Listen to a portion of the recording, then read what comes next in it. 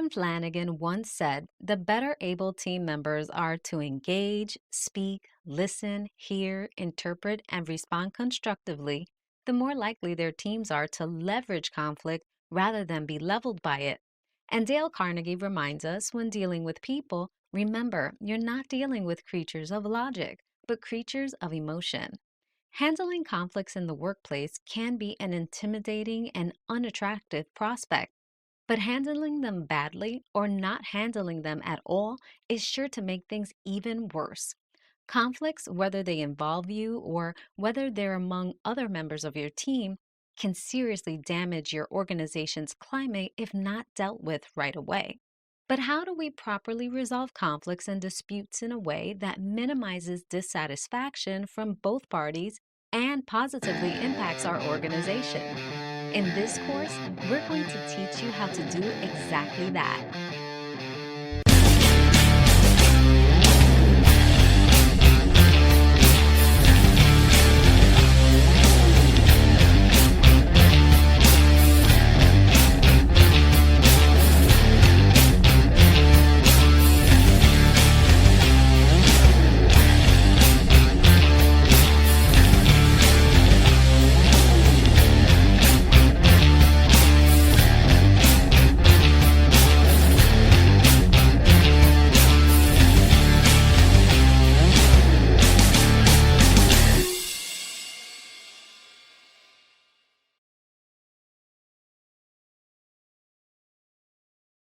85% of employees go through conflicts, which disrupt work and prevent smooth collaboration. 24% of a manager's day is spent handling conflict, though this doesn't mean that this time is spent positively remedying it. Conflict can create tension, and recent statistics show that 58% of employees resign due to a company's toxic office environment. These statistics show that conflict resolution is an increasingly important area that businesses should focus on.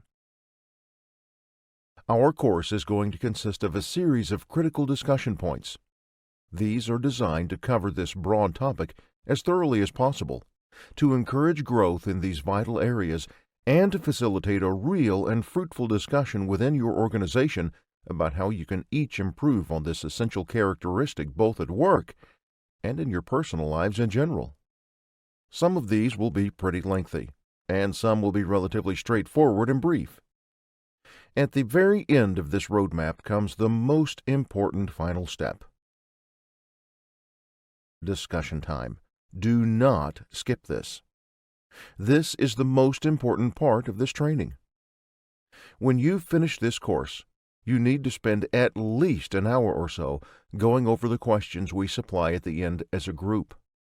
Whoever's the head honcho in the group should designate a facilitator whose responsibility it is that each question is covered and that everyone, time permitting, is able to have their say. Make sure that all contributions are valued, all suggestions considered, and all opinions respected. So let's move into the first discussion point. No matter who you are, conflict is always bound to happen. Whether you're a manager or a staff member, there's always going to be conflict in the workplace.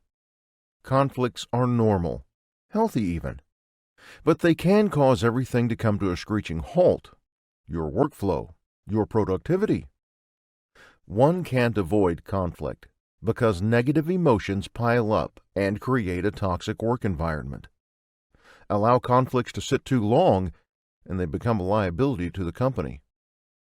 For everyone's sake, hire a manager or supervisor who isn't afraid of dealing with drama.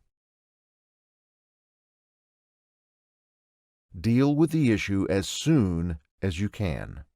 It's wonderful to work out the conflict the moment you realize it's there, but a word of advice: try giving the parties a bit of time to collect themselves before the talk. If they seem to be very heated about the conflict, it's better to let the parties sleep on it and talk it out the following day. Having everyone be level-headed and composed going into the meeting will make conflict resolution considerably easier. Sort out your feelings before you get started.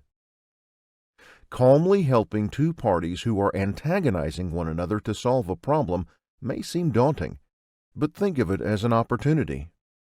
There wouldn't be any conflict if there were no problems at all with how you're running the company. Before you have the talking to with the parties directly involved, you can suggest that they name each emotion they feel at the time. They then have to ask themselves the question, why do I feel like this? It'll help them get a clearer picture of the whole dispute and make the discussion smoother. Have a talk, person to person. Meet the parties face to face in a private space and for an adequate period of time. Everyone directly involved has to be in the same room to resolve the issue. Make sure that the meeting isn't too soon nor too late in terms of proximity from the incident as well as the time of day. Do be careful, as for some people, being asked to a meeting with your boss and a person you have a problem with can feel intimidating. This may feed into the negative emotions that were already present due to the conflict. You can avoid this by clearly defining the meeting's details, the time, the venue, what the meeting is about, and, if possible, its goals. Having a private meeting with your employees to work through the conflict will help quell rumors. If there are already existing rumors, best to quell them as soon as possible. Speak in a professional manner. There should be an atmosphere of professionalism, peace, and safety in the room to facilitate a smooth discussion. If one party gets too disruptive during the discussion, you remind everyone that it isn't for you, though it'll definitely help the company a lot. Best not to add this out loud. The main goal is for your employees to find closure. Here are ways to use respectful communication. Use objective, neutral language. It can help avoid escalation as well as avoid alienating the other party. Avoid name-calling, insults, and the like. This will keep the opposing side from feeling that they are being belittled or attacked. It also goes without saying that coarse, violent language should also be avoided. Cursing is absolutely reprehensible and must be stifled immediately. Be fair to everyone involved. The parties talking to each other first can eliminate the need for an intervention. However, if they don't speak to one another, or they have the talk and can't come to an agreement, or don't talk and immediately move to starting a commotion at work, it'll be paramount for a third party to step in. There may be a chance that you, the third party, have made friends with one or more people involved. It's not necessary to renounce your friendship with them, but you still need to be fair and impartial when handling the conflict. Take care not to meet with the parties one by one. There's a chance that you'll have two stories that do not quite match up, as both sides will want to be in the right, even if they don't mean to. It would be best to speak to everyone all together from the beginning. Make use of the rule book. It's best to outline the company's pre-existing rules and regulations early on. All the better if it's got rules dealing with conflict in particular. Define how your organization solves issues, and there'll be less chances of staff causing conflict, and even less of any confusion when one arises. Try to go over the company rule book or policies. See if you have a section on handling conflict, if not a module, that's detailed, clear, and uncontestable. If the regulations aren't clear enough, it's imperative to read through them, or at least an abridged version of them, before starting to solve the matter at hand. Once you've got that down, you can direct your attention to the employees. Keep in mind that emotions, which are natural for people to experience, are valid, but behavior will be subject to scrutiny. Be forgiving. Your employees may be subconsciously thinking they'll be punished for having arguments or disagreements that disrupted the usual workday. This might add unwarranted stress to the encounter and cause them to act in a way that you believe they're the one in the right. Assure them that this isn't a fight to see who's right and who's wrong. You should let them know at the outset that they aren't in danger of getting any sort of penalty, much less being dismissed from their job. This will allow for a less self-centered discussion. If you're one of the parties embroiled in the conflict, be prepared to apologize. Your fault may not even be something that you realized you did, but regardless, you need to apologize. And when you do, it should come from the heart. Direct and guide the discussion. If you're the neutral party handling the conflict, be even-handed all the way to the end. This goes double for managers. You're the leader of the pack. The team looks to you to solve the issue at hand and put it to rest. To help you out, here's the OIIR method. It guides the way one person can express themselves. Observation. Start the sentence with I. Impact. State what the person had done in a neutral way. Interpretation. Say how their action or actions made you feel. Request. As it says, make a request, not an order. It would also help if the company had regular team-building activities which build better relationships within the company. This will definitely lessen the chances of misunderstandings and conflicts popping up. It'll also help reduce stress and allow employees to speak up and be heard. Have the two sides engage with each other. You shouldn't lecture the parties. You're instead allowing them a space for their cases to be heard. Each person should lay bare their grievances against the other party in an environment that truly feels neutral. One party shouldn't monopolize the discussion, nor attempt to undermine the other's position. Let one person speak and continue to do so until they've finished sharing. Then the opposing side should state their piece until they're finished.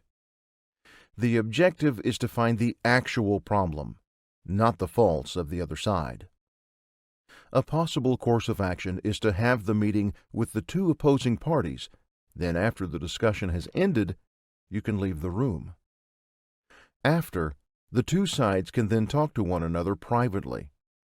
Here they can work out their solutions or just put their hard feelings to rest. Listen to what your people have to say. Not only should you allow your staff the space and the time to talk, you should also listen carefully to them. If you don't focus on the discussion, they'll think that you don't care for their well-being, especially their emotional well-being, in the slightest. If what the employees are saying involves a fault of your position or any other parts of the company, don't get offended. File away the information for later and investigate it as part of the post-conflict process. Apply the active listening technique, which will greatly help to share their perspective to the other side. Here's how you go about doing that. Listen well as the person shares their side of the story. Understand what they're trying to say, not just the words they're using. Once an employee has finished their piece, reiterate what they've told you in a way that's objective and easy to comprehend. You may ask questions to further clarify the employee's point, too. You must do this in order to really get to the heart of what they're trying to say. If modifications are needed, restate the situation's details again. Analyze the behavior and not the personality. Personalities can't be readily controlled, and especially not when you're inflamed by a conflict. Sometimes a person doesn't even realize certain aspects of their personality, nor that they come off that way. If you, as a mediator, draw attention to it, and make that the problem, it'll feel as if you're attacking them personally. Avoiding this is crucial. You can't just tell your employees that they are being condescending or annoying. It's too vague. Look to an employee's behavior instead. Pick out an example of a recent incident and address that using objective language. If there have been other instances, you may also bring these up in discussion. However, it's best to have recent examples so the employee is sure to remember.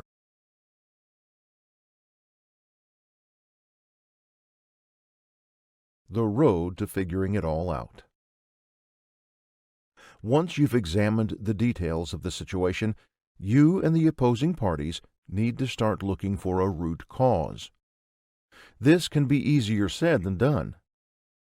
To make it easier finding said root cause, you need to keep your parties cooperative, even if they're still on opposing sides. To do this, find things the parties can agree on, such as what they like about the other side. They've got to admit this out loud, even if begrudgingly. They should still be allowed to disagree with things, though it's more controlled. Don't worry so much that they're disagreeing, disliking, or hating something, or maybe even someone. You're building their goodwill using these points of contention too. Once you've gotten everyone in a more cooperative mindset, you're free to analyze where, why, and how things went wrong without too much trouble. Find the most high-priority concerns at the moment. Put them into a list if you can. When you're done, summarize everything in an easy-to-grasp manner. After, ask if both sides agree. Modify it if you missed something. Work on it all together. The opposing parties are capable of owning up to the problem and solving it given enough guidance. They just need to put their feelings aside and understand one another. The opposing parties should do the bulk of the work. You, as a manager or third party, are only there to ensure things don't spiral out of control. There still may be room for misunderstandings, so watch out for communication breakdowns at any point during the discussion, as well as lines of thought that won't result in anything substantial. There needs to be a civil discussion between the two sides. They're allowed to air out grievances, but don't let them complain too much.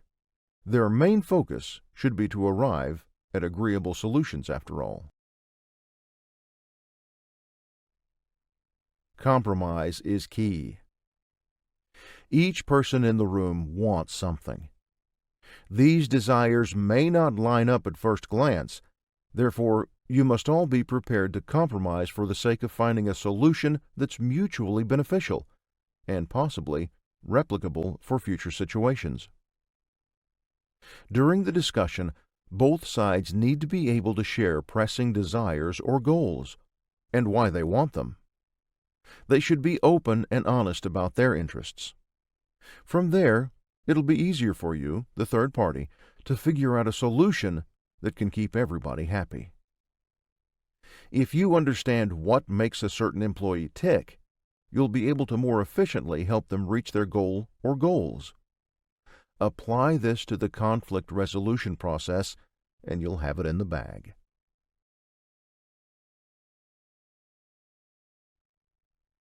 Plan it out.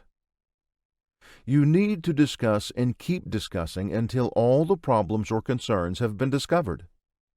In order to avoid feeling overwhelmed, make a list of the complications you found. Suss out the most important ones. You just need to focus on the main problems. If an issue isn't as important, you can always leave it for later, or just forget it entirely. It would be marvelous if everything could be talked out and solved in a single day, but things might not be so smooth. The conflict might require more time than what you've set aside for the initial meeting. In that case, best to implement some solutions as soon as the meeting ends in order to take care of a pressing issue, however tentative. The plan may involve planning out your next actions. How will they be done? what's to be done, and by when is it to be done. Having a list of issues ranging from the most urgent ones to the least. You may then work on them one by one. Setting up regular meetings to check out how the employees are doing and if the solutions are being implemented as initially stated. Out-of-the-box conclusions shouldn't be ruled out. With an array of employees at work, you may not know who's going to butt heads with whom until they're already in your office waiting for you to sort the conflict out. Finding a solution that satisfies everyone involved can be tricky and require a bit of work, but you need to find it. If one party bows out to the other, it won't be good for the long run. It can be used as ammunition for a future conflict. Don't give in or agree to something too fast. Make sure you come to an appropriate solution in a natural way. It's got to feel earned. Be specific. At the end of the discussion, you've got to make sure everything's crystal clear to everyone in the room. It's your final chance to make sure that nobody has any qualms or misunderstandings with written or verbal wording. Lay everything out nice and orderly. Try not to forget any points, as your employees might have misunderstandings later on. As with the active listening technique, reiterate every point in a systematic manner. Ask everyone at the end of your summation if you missed anything, and if so, restate as needed. Say you're sorry. If you're a manager, you also need to evaluate yourself. You've got to accept that part of the issue might involve you, perhaps something you did or didn't do. Regardless of the finer details of the situation, neither one side or the other can be entirely right. And as a leader in the company, you have to take responsibility. Everyone must apologize. Whether your fault was intended or not, here's how to make a formal apology. Realize what you've done, or what helped the conflict snowball into such a disruptive presence. After, you must say to the aggrieved individual, "I'm sorry, I was wrong." Then state why you're wrong and the reasons why. Tell the other person you want your relationship to go back to the way it was. Ask that person for ways to remedy the solution, alongside the solutions you've already thought up in order to keep the incident from happening again. Tell them that you'll take their suggestions to heart. They have to be aware that you're making a conscious decision to fix the behavior. Ask for their forgiveness. Continue working on the conflict for posterity. You can't call the conflict done just because all parties seem satisfied and the meeting was adjourned. Depending on the outcome, you may need to have more meetings to discuss the solutions with the same parties, or perhaps additional or different ones. You need to hold yourself and the company accountable for what happens next. Upon evaluating everything that was divulged in the meeting, you have to document it. Then ensure that you're thorough in your investigation. Here are some possible issues to consider. Was there an issue with company processes, equipment, or facilities? Are the systems efficient or inefficient? Are the staff, especially those in positions of power, being professional? Are the company's policies fair and inclusive to everyone? Have there been any recent changes that the employees are having trouble adjusting to? Are the staff being overwhelmed by their tasks? Perhaps they're having trouble with deadlines. Don't forget to acknowledge positive change. Observe how the parties you spoke with are doing. See if their behavior has changed for the better, and acknowledge their progress. Big or small, you must commend your employees for positive actions. You've got to let your people know that you're invested in their well-being, and not just how well they're working for your company. Make sure that nobody is struggling with expressing themselves.